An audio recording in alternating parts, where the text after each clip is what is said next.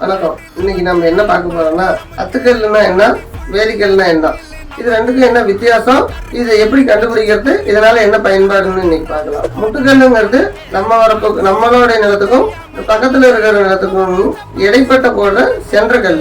ஆனா வேலிக்கல்லுங்கிறது நம்மளுடைய சொத்தை சுத்தி கம்பி போடுறதுக்காக நடக்கூடிய வேலிக்கல். இந்த கல் நம்மளுடைய நிலத்துக்குள்ளாரதான் நடணும். ஆனா இப்ப என்ன பண்றாங்கன்னா, பொதுமக்கள் அறியாமையால முட்டுக்கல்லுன்னு வைக்க வேண்டிய இடத்துல வேலிக்கல்ல நட்டுறாங்க.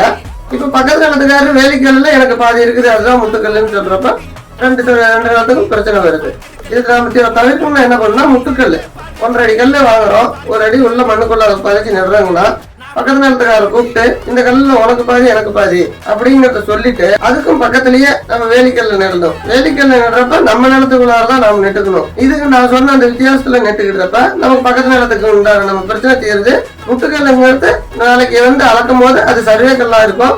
ஆனா வேலிக்கல்லுங்கிறது நம்மளுடைய சொத்துக்கு பாதுகாப்பு கல்லு.